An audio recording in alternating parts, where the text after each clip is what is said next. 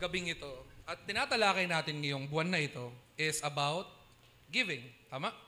Nalaman natin ang mga unang parte na sino ang unang nagbigay sa atin. Di ang ating Panginoong Hesus. Anong kanyang mga sinakripisyo, anong kanyang mga binigay. Prophetic giving that we can model. Sabi, in act of despair, sa panahon na tayo ay desperado, people seek help to those who are plentiful. Doon sa mga siksik at liglig. At tayong mga Kristiyano, we people of God seek help to those, not to those, to the God who is plentiful. Amen? The God who is plentiful. Last week, nalaman natin sa ating tagapagsalita, we've learned how God did a miracle using a boy with 5 loaves of bread, di ba, sa bata, na may 5 tinapay at 2 isda. Tilapia. Endemic kasi yun doon sa Israel, St. Peter's fish. Pero hindi natin sure kung tilapia ba talaga. Malay nyo, bangus pala. Pwede rin. Mas malaki, no? With 5 loaves of bread and 2 fish. At gaano karami? It feeds 5,000 people. Lalaki pa lang yun. Hindi pa binilang yung mga babae at mga bata. From 5 loaves of bread and 2 fish. Do you know the number of God? 7. 5 loaves of bread and 2 fish. 7th day, He rests. How God did a miracle using a boy, it is the same generous God who provided meat and manna in the wilderness sa panahon ng mga Israelita noon. Alam niyo ano binigay ng Diyos noon sa panahon ng mga Israelita nung umalis sila sa bayan ng Ehipsyo? Tinapay at karne. Grabe, no? Anong masasabi niyo ngayon na mga hindi naniniwala na si Kristo ay hindi Diyos? Na ganun din ang binigay niya, kagaya ng kanyang ama. Tinapay at karne. The same generous God who provided meat and manna in the wilderness also gave them bread and fish. Now, malalaman natin ngayon, now we will talk about the story of a widow ng isang balo who desperately asked for help to one of God's prophet named Elisha. Yan ang pag-aaralan natin ngayon. Si Elisha, ang pagtulong ng Diyos sa paggapit niya kay Elisha, natulungan ang babaeng balo. A prophet named Elisha. Let's open our Bible to 2 Kings chapter 4, verse 1 to 7.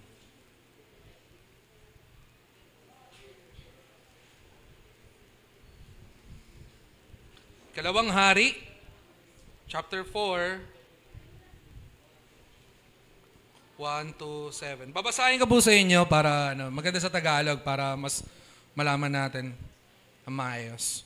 Dumami ang langis ng biyuda, the widow's olive oil. Ayan, 2 Kings chapter 4 verse 1 to 7. Babasahin ko po sa inyo. May isang biyuda na ang asawa ay kaanib noon sa grupo ng mga propeta. Isang araw, humingi siya ng tulong kay Eliseo.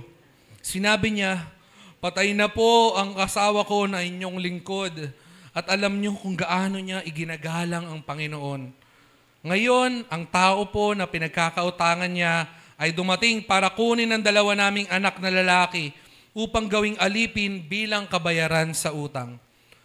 Verse 2, sinabi sa kanya ni Eliseo, "Ano ang maitutulong ko sa iyo? Sabihin mo sa akin, ano ang mayroon sa bahay mo?" Sumagot ang babae, "Wala po maliban lang sa kaunting langis sa lalagyan." Sinabi ni Eliseo, "Puntahan mo ang lahat ng kapitbahay mo at manghiram ka ng maraming sisidlan." Lagayan yung sisidlan. "Pumasok kayo ng mga anak mo sa bahay nyo at isara nyo ang pinto. Ibuhos niyo ang langis sa lahat ng sisidlan, itabi mo ang bawat sisidlan na mapupuno mo. Ayun ang storya ng kay Eliseo. This about giving. I want to let you watch a clip. Balik tayo doon sa clip natin sa PowerPoint. Na how giving change lives of people. This is in, syempre, Amerika. Medyo highlights nyo lang yung high para marinig yung boses ng mga Amerikano. Kasi medyo, alam mo yan, lang sila. Just a couple of minutes. Yeah, you can, let's watch this.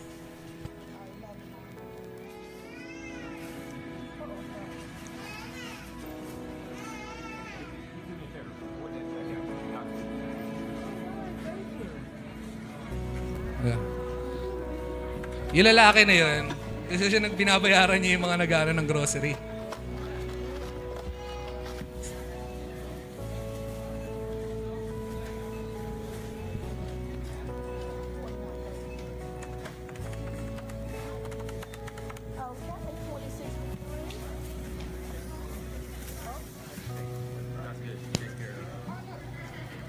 So, yung sinasabi niya, God is good.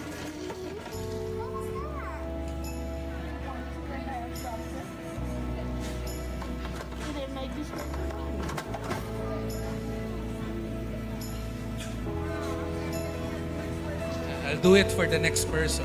Okay nang kasi pinagpapala sila eh.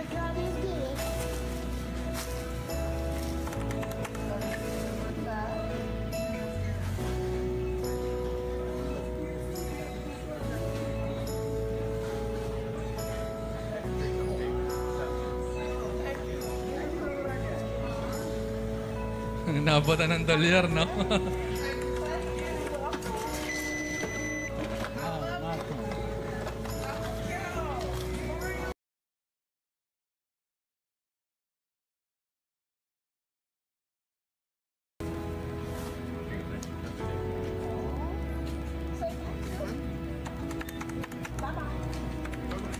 Grabe, parang dumadaan yung lalaki na inabot na lang yung pera. Minsan card ginagamit niya eh. Credit card eh.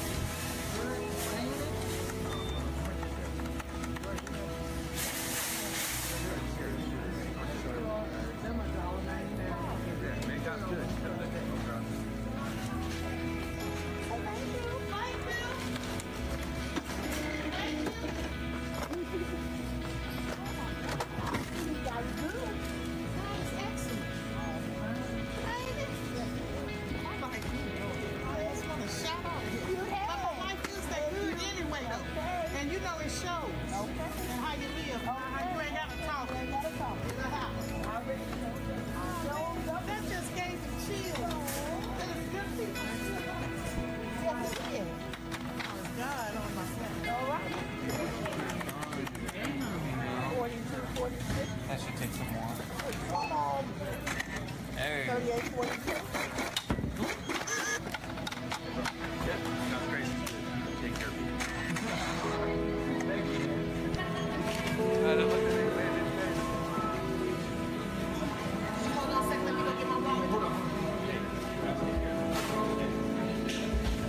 Eh, hindi niya na pinakuha yung wallet. Binayaran niya na agad. Almost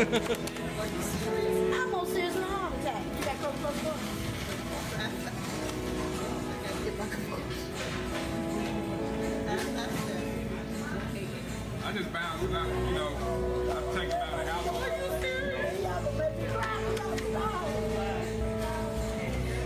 you serious?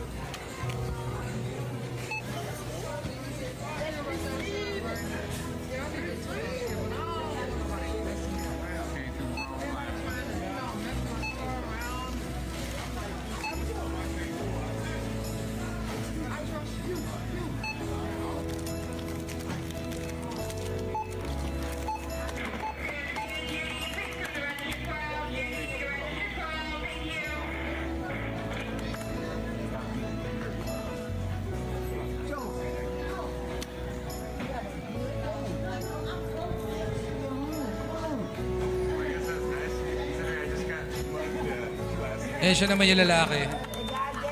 Ano siya? Ninakawan siya. Kamakailan lang, tapos nagulat siya, may mga ganang tao pa pala. Kaya lang, thankful siya. Eh, hinold up siya.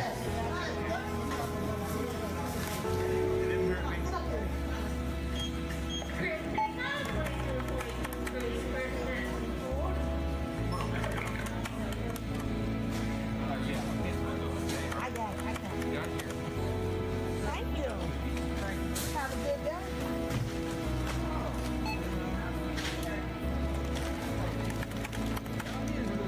Eat every day. God is good, ain't he? Sabi niya.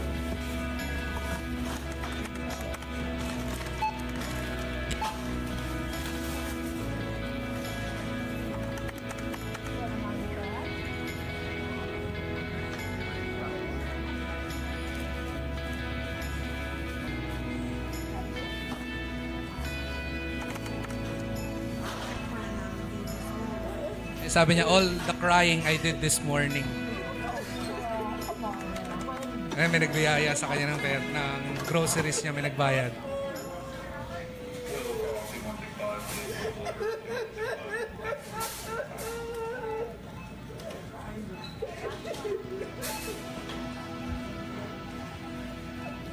Imagine niyo yung widow na lumapit doon kay Elisha. Imagine niyo, ganyan yung naging reaction niya.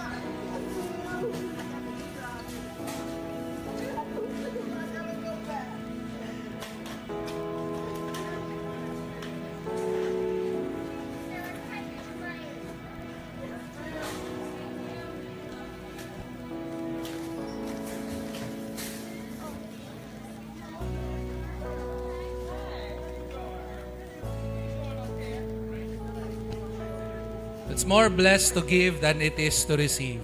Amen? Amen, church. Sige, okay na po. So, sabi ko nga po ulit, we will talk about the story ng isang balo, a widow who desperately asked help to one of God's prophet named Elisha. So, si Elisha po is a successor ng naunang prophet na si Elijah. So, mababasa niyo po ito. Ito yung mga, sabihin natin mga famous prophets ng Old Testament. Si Elijah at si Elisha. Si Elijah po, siya po yung nagpaulan ng apoy para doon sa alay at minak ng Diyos yung Diyos-Diyosan sa harap-harap sa Diyos-Diyosan na kinakalaban ng Diyos na si Yahweh. At si Elijah po, ang mentor ni Elisha. Etong si Elijah na to, grabe ang ginawa dito ng Diyos. Kinuha siya ng isang nagliliyab na chariot. Alam niyo po yung chariot? Isang kabayo na may parang kalesa sa likod. Nagliliyab mula sa langit, kinuha siya. Mula sa lupa, inakyat siya sa langit. At nawala na yun. At tinapon niya yung balabal na yun at kinuha niya at kinuha ito ni Elisha. Si Elisha ang pag-uusapan natin, hindi si Elijah. Si Elisha is the successor of Elijah. Ang ginawa niya, he continues what his mentor did as a prophet of the Lord. And now, the story of a widow in desperate need approached Elisha and asked for help to clear her debt. Diba? Humingi ng tulong tong babaeng balo na kay Elisha upang maalis yung mabayaran nila, yung pagkakautang nila, kundi kukunin ng kanyang 2 anak na lalaki at pagtatrabahuhin. Kasi nung panahon noon, kapag hindi nakabayad ng utang, ay kinukuha ang mga anak at gagawing alipin. So, gusto nila ng biyuda na ito na tulungan sila ni Elisha upang mabayaran ng kanilang pagkakautang at ma-suffice yung cost of living nila. Kasi sobrang hirap ng buhay nila nun. Kasi namatay nga ang kanyang asawang propeta. Asawa ng babae, isang propeta rin ng Panginoon. At nung namatay iyon, wala silang ibang pagkukunan na or wala nang ibang magtatrabaho para sa kanila.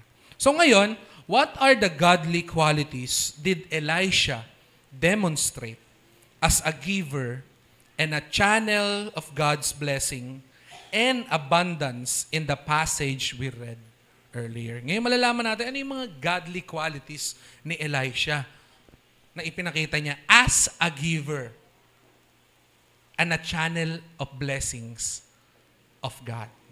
Number 1, ang key verse po natin dito is 2 Kings chapter 4, verse 2. Ang sinabi ni Elisha dito, Elisha replied to her, "How can I help you?" Tell me, paano kita matutulungan? Ang sabi ni Elisha, tell me what do you have in your house? Our first pointer, how can I help you? Paano kita matutulungan? When the widow came to him, Elisha didn't criticize her husband for not saving for his family future, question why her husband was in debt, or suggest that she should seek help from others. Nung lumapit ang balong ito kay Elisha, ang ginawa ni Elisha, anong unang niya sinabi? How can I help you? Paano kita matutulungan? Hindi niya kinriticize yung asawa ni Elisha. Ano ba naman yan? Di ba, mga ganun eh. Sino po nakakaranas na ganun, mga nanay? Tatay, hindi kadalasan nanay ang lumanat eh. Yung talagang desperately need help, tapos meron tayong kamag-anak, merong kamag-anak or malapit na kaibigan na sabihin man natin sa hindi, meron talagang tayong mga kakilala na bago magbigay ay magseserpon pa, mag-aano pa. Kasi naman, ba't kasi naman ganito ginawa niyo? Kasi naman, ba't ganyan ang ginawa niyo? Ano ba? Nasaan na ba mga anak mo? Kala ko ba nakatapos na yung mga anak mo? Ba't di ka may mga ganun po tayo. Amin natin sa hindi, mga nanay. Tama? Yung mga ganun. Kahit po sa mga kabalan, may mga kaibigan tayo ng mga ganun. Tama? Para tatanungin mo, ano ba? Ba't kailangan mo ba ng ganyan? Pero itong si Elisha, he didn't criticize yung asawa nung babae. Kung bakit nagkaroon sila o di sila nag-save sa future. Bakit hindi sila, di ba kayo nakaipon? Okay, mga ganon. Hindi niya rin kinwestiyon bakit o paano nagkautang yung asawa ng balo. Tama? At hindi niya rin sinadjust. Dapat lumapit kayo sa mas makakatulong sa inyo. Di ba yung mga ganon eh? Lumapit muna kayo sa mga DSWD, sa mga ibang gobyerno. Pero ang ginawa ni Elisha, ano una niya sinabi? How can I help you? Paano kita matutulungan? But instead, he asked the widow, how can I help you? He listened to what the widow's reason why she needed help and didn't question why. Ang ginawa niya, pinakinggan niya yung babaeng balo. Hindi siya nagsabi ng kung ano-anong mga salita. Ang sinabi niya, pinakinggan niya. Ayun ang ginawa niya. At nagpaliwanag naman yung balo, at after nun, may sinabi ba siyang iba pang mga sinabi? Ang sinabi na lang niya, nagbigay na siya ng mga instruction nung dapat gagawin. He listened to what the widow's reason why she needed help and didn't question why. Alam niyo po, being compassionate isn't critical to understand. Ang pagiging matulungin at mapagbigay ay hindi critical. Hindi natin maging critical para maging mapagbigay. Hindi natin kailangan mag-isip na malalim para maging mapagbigay.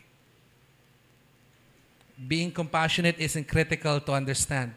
Putting our shoe in their position will help us to understand their situation. Pag sinabi pong putting our shoe, it is, sa English, ano to eh? Ano ba tawag doon? Yung mga ganun?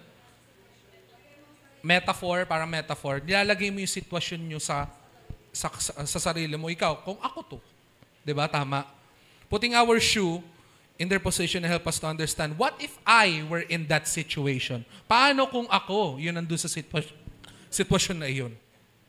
At ganun yung pinakitang traits ni Elisha. This is the praise we need to imply in our lives. Kung tayo magiging mapagbigay at tayo mapagbigay at meron nangangailangan ng tulong, huwag lumabas sa atin bibig bilang mga Kristiyano ang pagtatanong. Tama yung pagtatanong. Tama yun. Magtatanong ka. Pero yung pagtatanong kung bakit ganito nangyari sa buhay nyo, ba't ganito yung naging action mo, bakit ganito, ganyan. Instead, we put ourselves in their shoes and ask, what if I were in that situation? Amen? Ayun ang ginawa ni Elisha. Don't miss others' feelings of needing of help. Huwag nating balewalain ang mga taong humihingi ng tulong at tayo dapat maging mapagbigay. So tingin nyo yung nakaraang pinag-aralan natin nakarang linggo, ilang libong tao yun. Hindi yung binaliwala ni Lord. Alam niya, ganong karami sumusunod sa kanya nung time na yun. Pero hindi niya binaliwala. Ginawa niya, tinawag niya yung mga disiplo at may nakita na bata, may dalang 5 isda at 2 tinapay at 2 isda. Pinakain niya 5,000. He shows compassion as well. Don't act differently if someone approach us. Kapag meron nag-approach po sa atin at tumihingi ng tulong, huwag po tayong mag-act ng iba. Act differently pag sinabi. Or nag-iba ng ugali. Alam mo yun, yung biglang, wala lang, nanghirap na kausap. Maya-maya, nasa archive na ng messenger. Amen? Nasa archives na. Or nasa message, yung check na, yung puti, yung ganun lang. Huwag ganun. Don't act differently if someone needing help. Don't act differently if someone approach us. If you get scammed 9 times, you've still helped 9 times. Ayun ang ibig sabihin nun. Kung na-feel natin na na-scam na tayo ng sa 10 beses, sa 10 tao nang hingi sa atin, siyam yung parang feel natin na scam tayo. At least yung siyam na yun, natulungan natin. Kasi sa kanila na yun kung totoo ba sila sa kanilang sinasabi. Pero ang sinasabi dito, tayo ay nakatulong. At least ikaw ay naging mapagbigay. Naging mapagbigay tayo.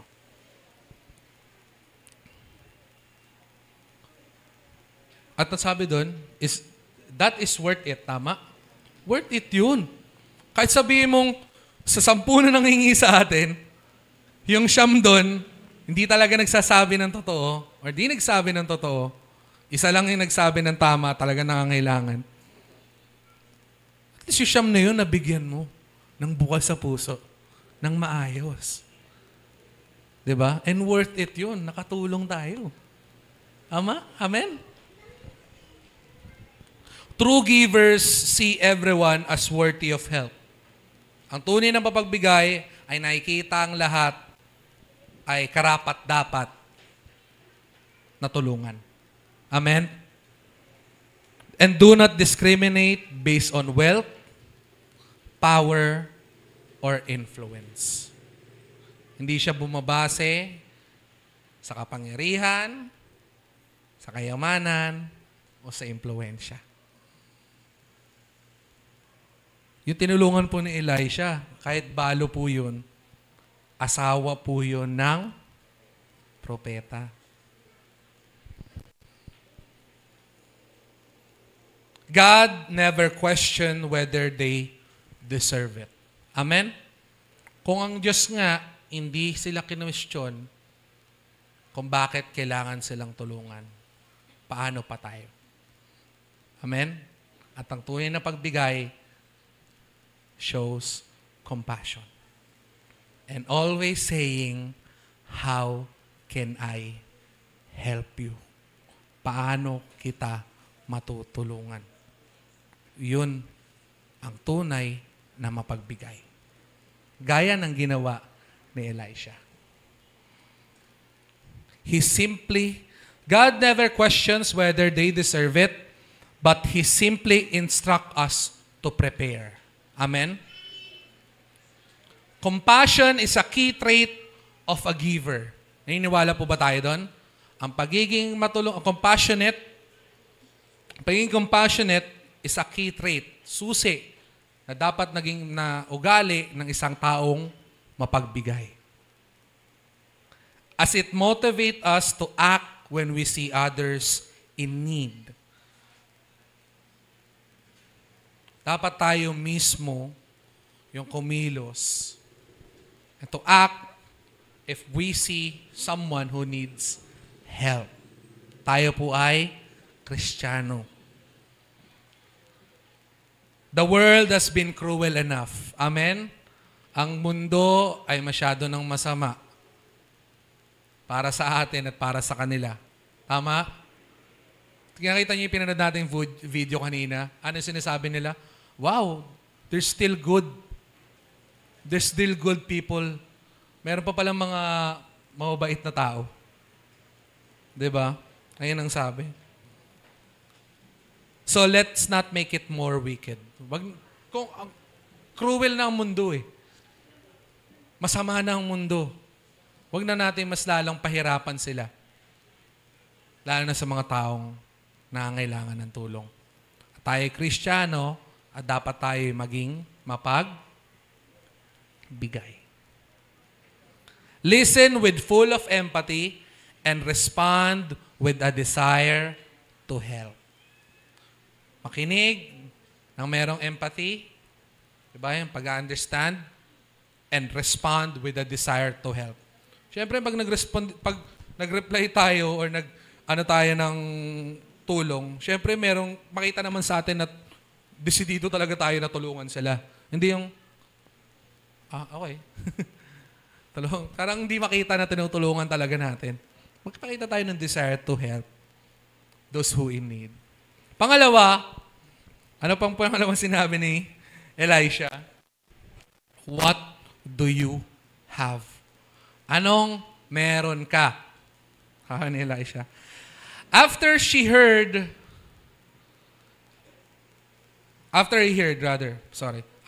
the widow's story, Elisha never hesitated to help her, but instead, he offered provision and information that will help the widow to resolve the problem. Ang ginawa niya, hindi siya nag-hesitate na tumulong. Ang ginawa niya, nag-offer siya ng provision at information para tulungan yung babaeng balo. Ang sinabi niya, kumuha ka ng, sabi dito, go around and ask all your neighbors for empty jars. Basahin natin dito sa Tagalog. Puntahan mo ang lahat ng kapitbahay mo at manghiram ka na marami sisidlan. Pumasok kayo ng mga anak mo sa bahay nyo at sara nyo ang mga pinto. Ibuhos yung langis sa lahat ng sisidlan. Itabi mo ang bawat sisidlan na mapupuno mo. Yun ang sinabi niya. What Elisha gave is provision and information that will help the widow. He instructed the widow to go to her neighbors, gather some jars, and fill the jars with oil. Alam niyo po, ang langis na ito, sa panahon noon, bakit? Alam mo, sobrang propeta talaga si Elijah. Talagang ginagamit ng Lord. Alam niyo po, ang langis na yan na pinapapuno sa kanila, that's olive oil. And olive oil on that time is very precious. Sobrang mahal. At alam ng Diyos, na kailangan yun nung balo. At si Elisha ay propeta ng Panginoon. Kaya yun yung in-extract niya doon sa babaeng balo. Punuin mo ng langis ang jar na ito. Kasi alam ni Elisha na bebenta ito ng malaki.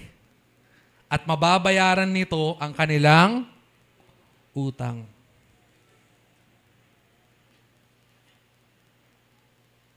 Ganon ang ginawa ni Elisha.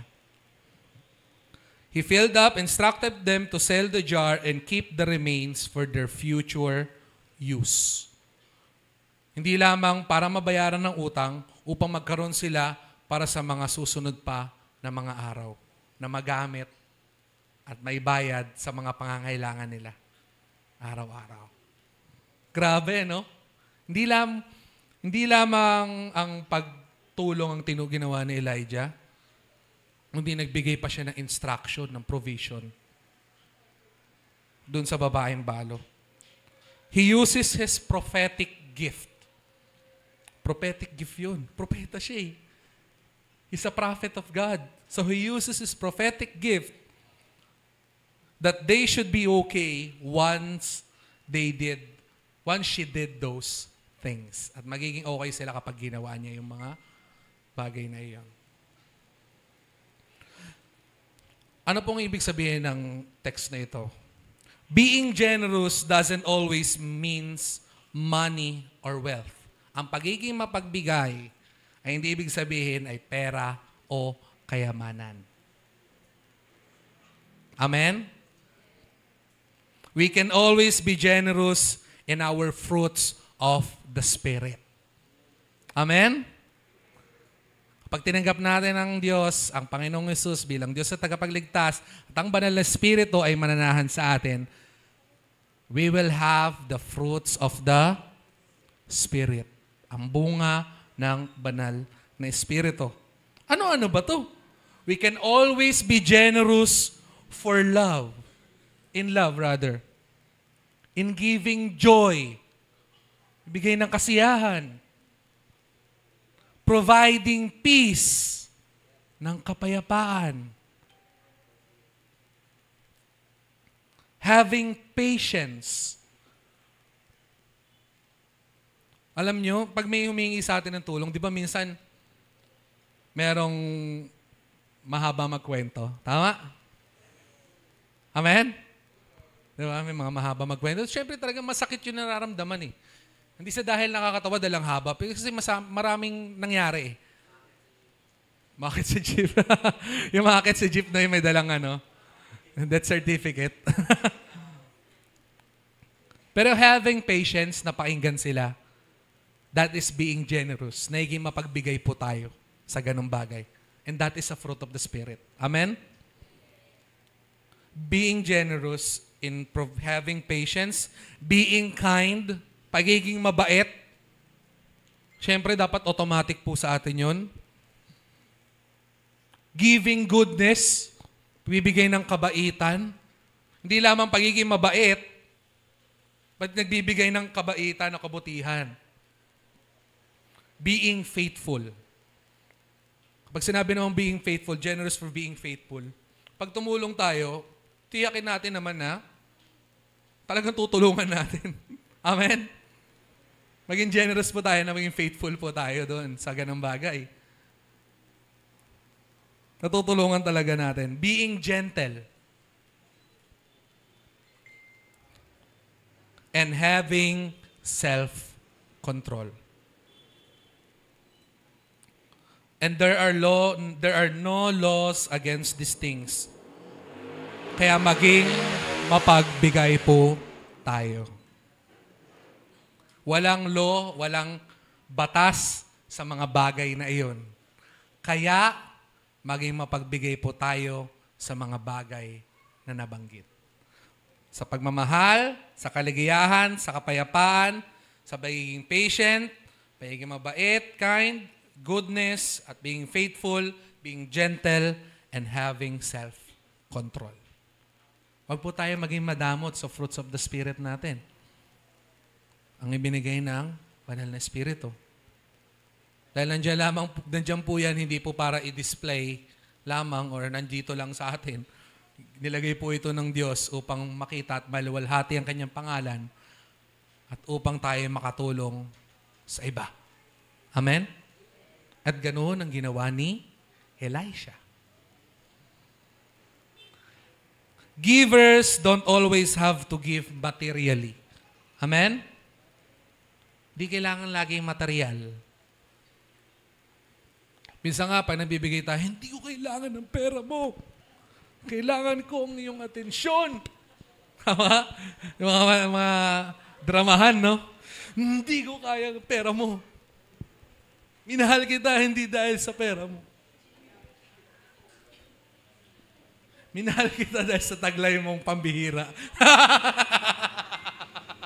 Eh, mamasok sa akin biglang ko to.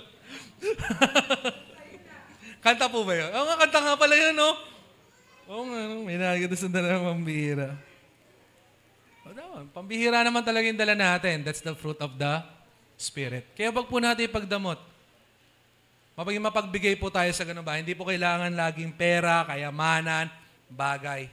Minsan ang tao kailangan lamang pakinggan siya, bigyan siya ng pagmamahal, samahan siya, dahil kailangan niya ng kapayapaan. Ganun po ang dapat nating gawin. They can give their knowledge, we can give our knowledge, skills, and mostly our spiritual gifts. Amen? To bless others who are in need. Pangatlo, may sinabi pa po si Elijah ng pangatlo. Sabi niya doon, do not gather just few. Huwag kang kumuha ng konti lamang. Doon yung mga jars, di ba? Sinabihan siya, kumuha ka sa mga, sabi dito, punta mo lahat ng kapitbahay mo at maghiram ka ng maraming sisidlan. Di niya sinabing manghiram ka ng kukunting sisidlan, no? Ng mga ilan-ilang sisidlan. Sinabi niya, kumuha ka ng maraming sisidlan, lalagyan. After the widow collected the jars, Elisha told her to borrow more jars from her neighbors. Shut the door, sara ang pinto, and fill each one completely. Sabi, punuin mo hanggang sa labi nung lagayan, ng jars. Elisha did not only demonstrated generosity, but also set an example of faith. Pananampalataya. Naging example ng pananampalataya for the widow to follow. Paano? Paano siya nag-give ng example ng pananampalataya? Paano? He gave instructions that in today's world, many would question before following. Tama? Alam niyo po, sa panahon ngayon, ang supernatural faith, at nakakalungkot minsan, ay hindi na gaanong napaniniwalaan. Sinasabi nilang madalas, oo, maging faith, magkaroon tayo ng pananampalataya, pero maging practical din tayo. Pero minsan may mga pagkakataon na kailangan natin ng supernatural faith. Amen? Gaya po ng ginagawa natin ngayon sa ating simbahan. Alam niyo po, yung video na about cement, about ganito, ganyan, ulitin ko po sa inyo, hindi po yung ginawa para manghingi ng abuloy o pera. Ginawa po yun para manghingi ng panalangin. Para magkaroon ng panalangin, para tayo'y magkaroon ng pagkakaisa sa panalangin. Amen? Kasi ang kailangan natin ngayon dito is supernatural faith. And what Elisha did, he exampled supernatural faith. Paano? He displayed confidence that God would provide for them abundantly and meet all their needs. Ikaw ba naman, paano supernatural faith ang ginawa ni Elisha nun? Huwag kang kumuha ng konti, kumuha ka ng marami. Yung sinabi niya sa babae, hindi niya sinabing, kumuha ka lang ng mga iilan. Hindi, kumuha ka ng marami. Huwag konti, kumuha ka ng marami. Puntahan mo lahat ng iyong kapitbahay. Kasi siya mismo, nag-show na example of supernatural faith. Alam niya na ang kanyang Diyos na sinasamba, na Diyos na kanyang nire-representa, ay pupunuin yung lalagyan na yon. Lahat ng lalagyan na dadalhin ng babaeng balo. Mula ilalim hanggang ibabaw. Full abundantly. Ganon ang tinuturo ni Elisha. Sinabi niya doon. Hindi lahat, alam niyo po, tama naman po maging practical tayo. Tama yun. Hindi ko po sinasabi maging negatibo po tayo. Pero sa panahon ngayon, there are times or a moment that we need a supernatural faith. Amen?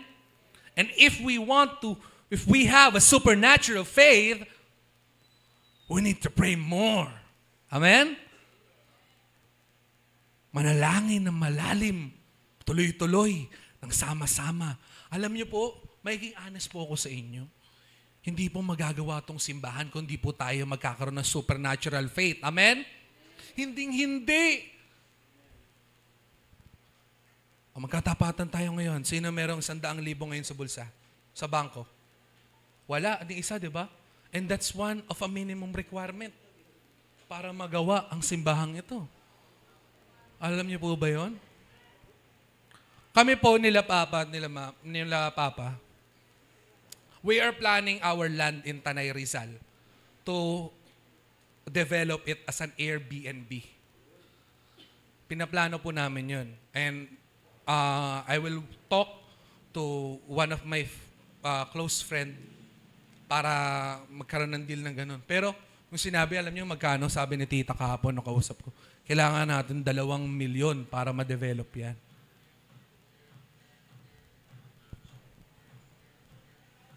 $2 milyon. Magkano ba sinasahod ko kay RK? Bilang social media manager, it's not even enough for me.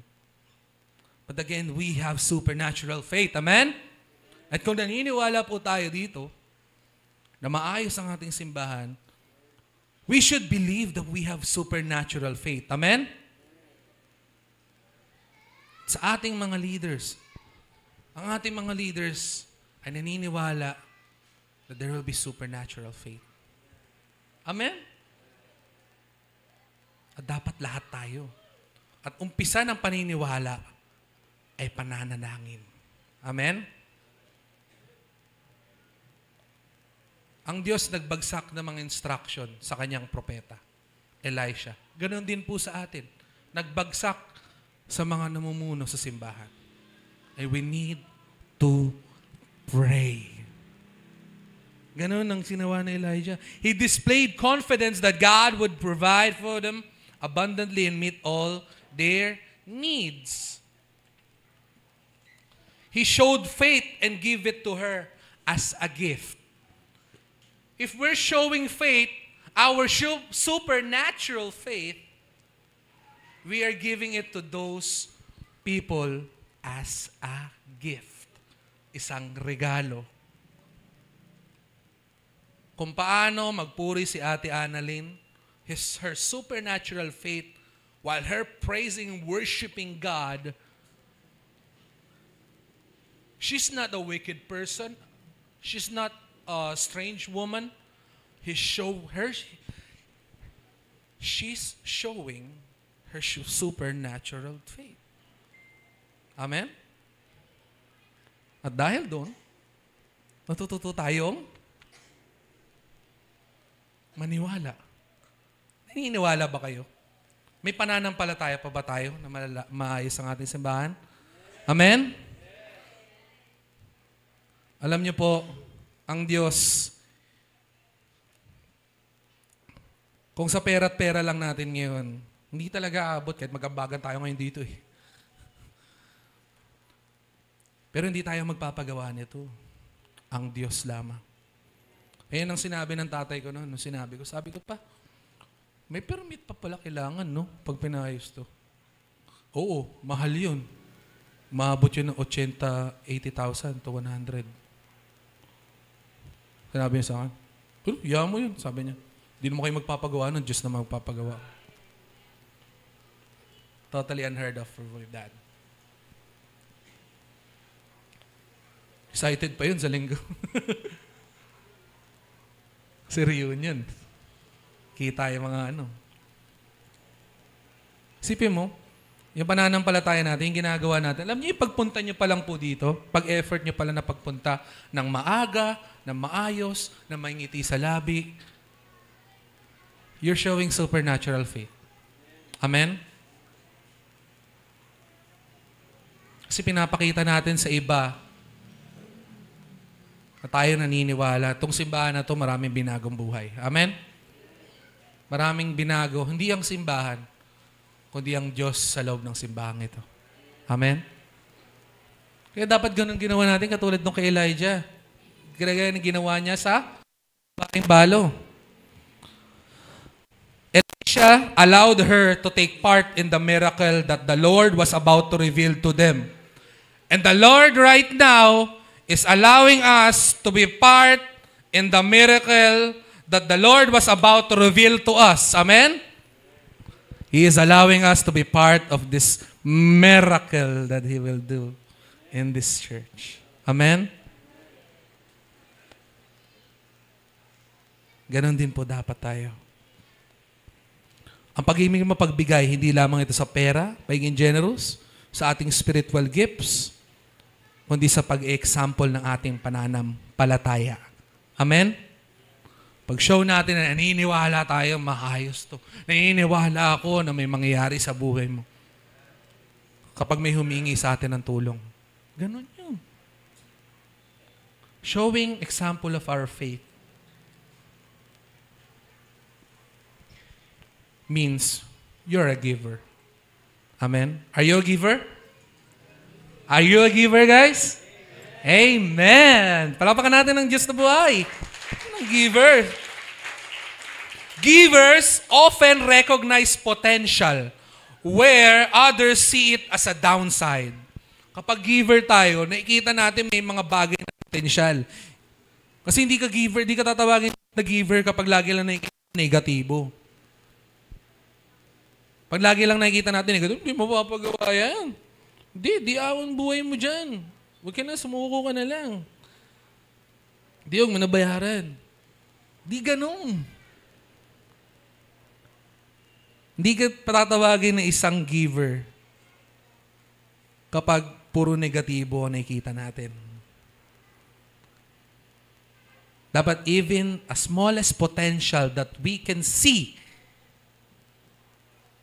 then you are a giver. We are a giver. Amen? Amen. Be ready to give. Sabi dito, even when resources appear limited. Kahit yung resources is limited. Believing that God can multiply what we offer. Amen? Naniniwala tayo na multiply ng ating Panginoon ng mga bagay na kaya nating, na bagay na kaya lang nating ibigay, i-offer. Model our faith. I-model po natin ang ating pananampalataya. Lalo na ngayon, paparating ang ating church anniversary. Alam niyo po, another leap of faith na naman gagawin natin. Kasi di po tayo dito mag-celebrate. Lalagpas po tayo ng ilang metro. Doon, tayo sa labas. Tatayo tayo ng stage. That's the very first time we will do it. And every eye will see that Jesus is our God. Amen? Yun na. Gusto tayong pakita ng Panginoon. He wants us to be part of that miracle. At makita ng mga tao that there's a God in this church. There's a God na nagle-level up ng mga tao dito. Na itong church na ito ay hindi dapat minamaliit ng hamak na tao. Kasi buhay ang Diyos na nasa loob ng simbahang ito. Ang dami kayong pamilyang nagbago dito. Diba? Rumbawa family, Delarama family, Coase family, Katadman family, Kilong-Kilong family. Ang dami. At sa mga hindi ko pa nabanggit, ang dami.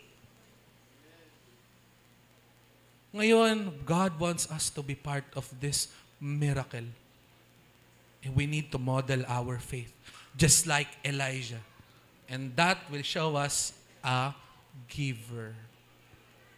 Nga, tanongin mo ulit katabi mo, giver. Giver. Yeah. Taray, giver. Oy, giver. Giver. Di bibe, ha? Di si, Skastakli, ha? Giver. Justin Giver. Ay, Justin Giver.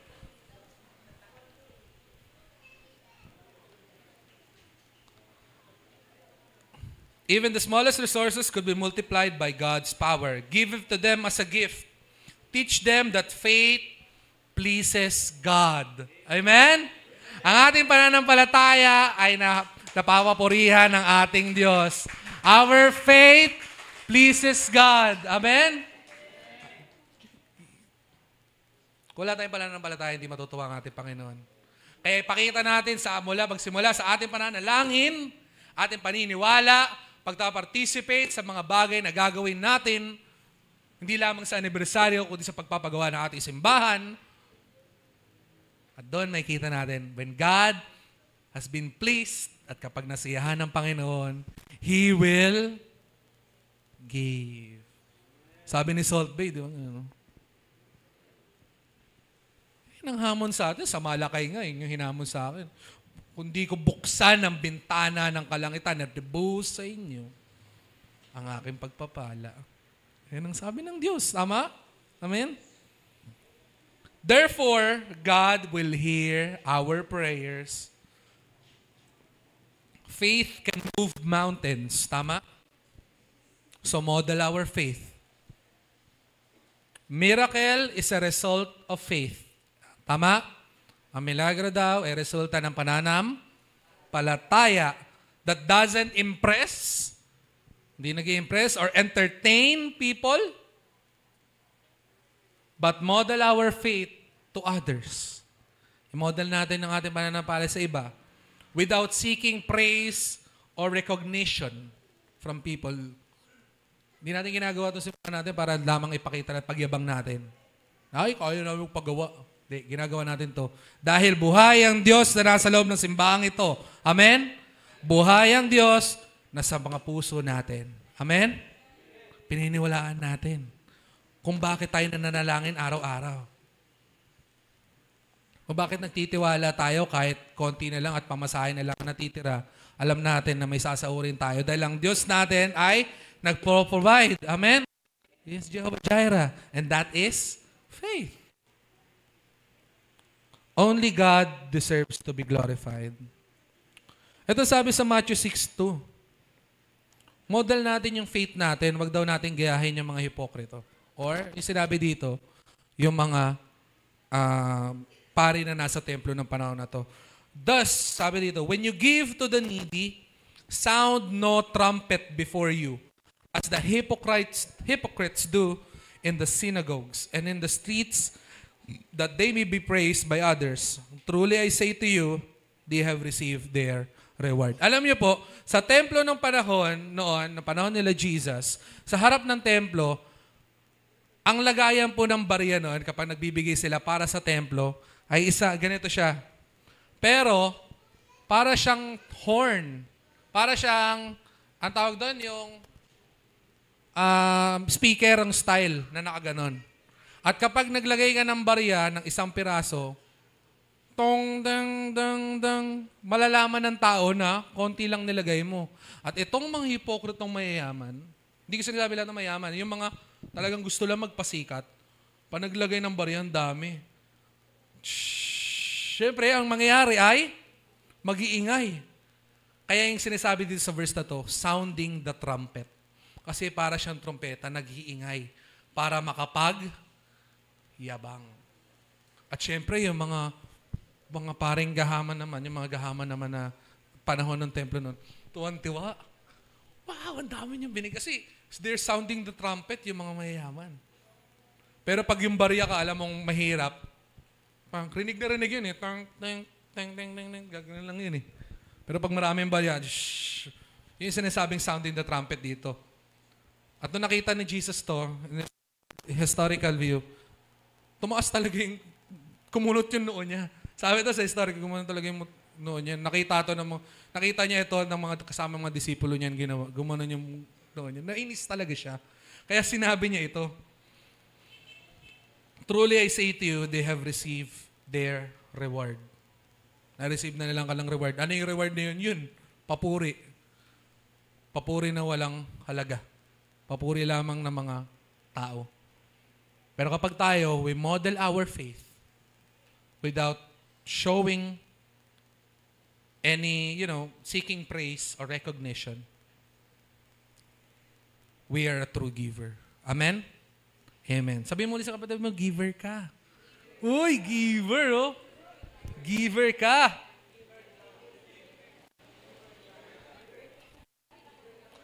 Okay. Sa ating magtatapos ngayong gabing ito, as we come to an end, ano po yung mga napag-aralan natin? Sinabi doon how can I help you? What do you have? And lastly, do not gather just few. As we come to an end, Elisha showed his prophetic traits. Ayun daw ang kailangan natin. We need to show compassion. We need to be generous. Not only by wealth, but generous in our gift of the Spirit. And we need to model our faith. Pero ito magandang napag-aralan ko dito sa sermon po na ito. As we come to an end, Elisha showed his prophetic traits that help others to believe that there is God. Amen? Nalaman ng babaeng balo, ang nangyari, happy story to eh. Napuno yung sisidlan hanggang sa wala na. Naibenta nila. Ang masaya pa nun, maraming natira. Gaya nung sa 5 bread and 2 fish. Maraming natira for the future ng pamilya niya. God is good. All the time and all the time. God is good. But as we look into the passage, to sa binasa natin na text, I was amazed that God truly never forget His people and their loved ones.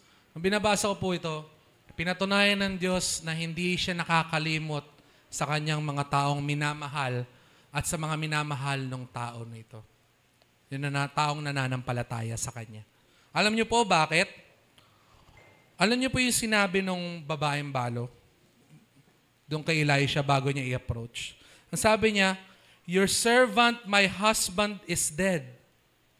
Propeta yun, di ba, Lord? Alam niyo po ang sabi, etong propeta na ito, maraming scholar na naniniwala, itong propeta na ito ay nasa Bible din. Siya si Obadiah. Mabasa niyo sa Bible, si Obadiah. Asawa siya ni Obadiah, one of the minor prophets. Ng babae. Pero ito yung sinabi ng babae. Ito yung sinabi ng babaeng balo, kaya nasabi ko, napakabuti ng Diyos sa mga taong nananampalataya sa Kanya at sa mga minamahal ng taong nananampalataya sa Kanya. Ito yung sinabi, servant, my husband is dead, and you know that he revered the Lord. Sa Tagalog, patay na po ang asawa ko ng iyong lingkod at alam nyo kung gaano niya iginagalang ang Panginoon. Hindi siya talaga kinalimutan. Namatay man si Obadiah, pero hindi kinalimutan ng Diyos ang kanyang pamilya. Amen? At ginamit si Elisha para suportahan ng pamilya ni Obadiah. Truly, hindi nakalimot ang Panginoon. Grabe, no? Si Lord pa rin ang panalo sa giving topic natin na ito. The widow's husband is a prophet as well, just like Elisha, and that for sure demonstrated this kind of traits as well. Siyempre, propeta yun ng Lord. So kung ano yung ginagawa ng mga propeta, Ginawa yun ng asawa nung babaeng balo. Ano ba ginagawa ng mga propeta nung time na to? Ano bang ginagawa ng mga propeta ng panahon noon, ng Old Testament? Prophets in the past often help people in need. Mapagbigay din po sila. Grabe, no? Nakita niyo yung cycle? Nakita niyo po yung cycle nun? Prophet in the past often helped people. They provided guidance, support, and assistance during difficult times, demonstrating God's compassion and care for the needy. Yun ang ginawa ng asawa ng babaeng balo. At gayon din yung ginawa ng Diyos sa kanya. Propeta din yung tumulong. Grabe, no? Ang galing ng Diyos. Turay nga talagang hindi nakakalimot ang Panginoon. Amen? They were only not messengers of God, but they also performed miracles and offered practical help to those facing hardship. Pero alam niyo po, sa ating pagtulong, napakahalaga ng ating pagtulong. Alam niyo, sinabi rin nito ni Jesus. Babasahin ko po sa inyo sa Matthew chapter 25, verse 31 to 46. Dito na po tayo magtatapos.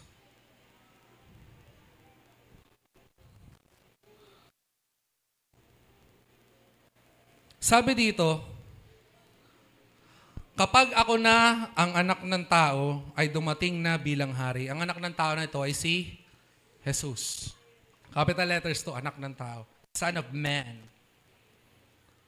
Kasama ang lahat ng anghel, upo ako sa aking dakilang trono. Sabi ni Jesus, verse 32, titipunin ko sa aking harapan ang lahat ng lahi sa mundo. Pagbubukod-bukurin ko sila tulad ng ginawa ng mga pastol sa mga tupa at kambing. Ang mga tupa na walang iba kundi ang matutuwid ay ililagay ko sa aking kanan. Ay, hindi lang dito. Hindi. Sinabi ko lang kanan. Hindi lang po ito. Ating kanan. At ang mga kambing na walang iba kundi ang masasama ay ilalagay ko sa aking kaliwa. Pagkatapos bilang hari ay sasabihin ko sa mga tao sa aking kanan, hali kayo, kayong mga pinagpala ng aking Ama. Manahin ninyo ang kahariang hinanda para sa inyo mula pa ng likhain ng mundo. Sapagkat nung nagutom ako, ako'y pinakain ninyo. At nang nauhaw ako ay pinainom ninyo. Nang naging dayuhan ako ay pinatuloy ninyo ako sa inyong tahanan. At nang wala akong masuot ay binihisan ninyo. Nang may sakit ako ay nalagaan ninyo. At nang nasa kulungan ako ay binisita ninyo. Si Jesus po nagsasalita nito. Sasagot ang mga matuwid. Sino ang mga matuwid? Sino ang mga matuwid? Kami? Amen. Tayo po mga tinubos ng Panginoon. Nagpapakita ng pananampalataya ng traits ng nalaman natin kanina. At tatanungin daw natin to sa ating Panginoon. Panginoon, kailan po namin kayo nakitang nagutom at aming pinakain? O nauhaw at aming pinainom? Kailan namin kayo nakitang naging dayuhan at aming pinatuloy o walang maisuot at aming binihisan? Kailan namin kayo nakita may sakit o nasa kulungan at aming binisita? At sasagot ako bilang hari. Si Jesus sasagot bilang isang hari. Sinasabi ko sa inyo ang totoo, nang ginawa ninyo ito sa pinakahamak kong mga kapatid, para na rin yung itong ginawa sa akin. Amen? Kapag tayo po'y mapagbigay at tayo po'y may mga natulungang tao, hindi lamang sa pera, kundi sa ating mga trato at paano tayo magpakita ng ating pananampalataya. Hindi lamang po natin ito ginagawa sa tao. Ginagawa po natin ito kay Jesus. Amen? Ginagawa po natin ito sa ating Diyos. Yun ang mensahe ng sermon na ito. Kaya dapat maging mapagbigay po tayo. Maintain our faith pleases God. Maintaining our faith pleases God. But assisting those in need does as well. When we help others and give, we are not just aiding ordinary individual. We are serving the Son of Man, Jesus Christ. Amen? Jesus Christ Himself, ang hari, the King who could have said no on that cross because of that unthinkable pain, but He said yes to give us life. Alam niyo po, dun sa Garden of Gethsemane, He's praying, Lord, let this cup pass over me. Pero ang sabi niya, but not my will, but yours will be done. Before He do that thing on that cross, bago niya ialay kanyang buhay, He could have said no. May option siyang sabihin, ayokong gawin. Kasi Diyos siya. Pero siya ay Diyos na mapagbigay. Kaya sinabi niya, yes, I will do it. Amen? Sabi nga, di ba? Bugtong na anak, hindi niya ipinagkait. Nanaog sa mundo, nagdusa, dumanas ng libong sakit. He could have said no, but He said yes. Because He is the true example of a giver. Siya ang unang nagbigay sa atin. Tayo po tayong lahat. Naisip mo na ba yung gusto mong ialay sa Panginoon? Gusto mo bang uling ialay yung buhay mo kay Lord? You want? Gusto po natin? Or, hindi natin alam anong gusto na may alay natin sa Panginoon, lalo na ngayon darating nating sacrificial giving.